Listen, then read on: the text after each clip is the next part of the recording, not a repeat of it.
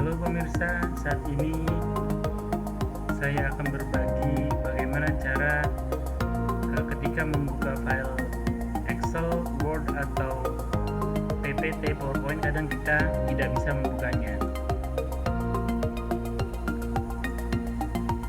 Misal kita membuka file Word dan muncul notifikasi seperti ini. Maka ketika kita mengklik OK, maka tetap tidak bisa. Maka ternyata ini bukan karena virus atau karena faktor-faktor lain, tetapi ternyata karena Trust Center.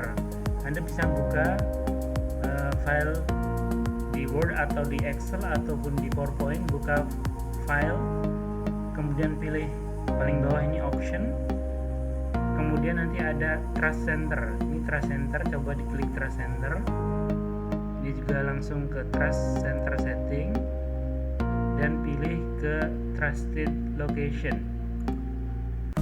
Nah, di sini kelihatan bahwa user location yang dipercaya oleh Word ini tidak tercantum di sini. Maka kita harus menambahkan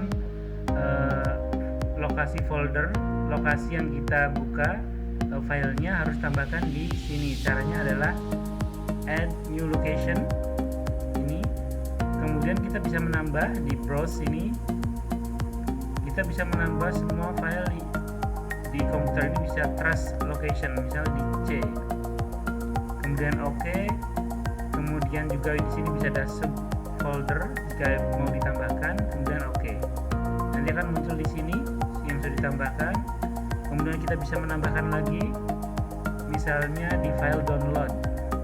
Dan yang paling sering adalah di file download, kita tidak bisa membukanya.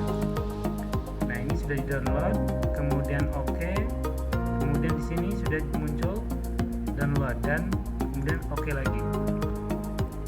Kemudian OK, kita close Word-nya, kita balik lagi ke file yang tadi yang sudah di download. Nah, baru bisa dibuka. Jadi sekali lagi, ini bukan karena virus atau yang lain, tetapi karena Trust Center yang folder kita ini dipercayai untuk bisa membuka file atau tidak. Demikian share pengalaman kali ini. Sampai jumpa di pengalaman share pengalaman berikutnya.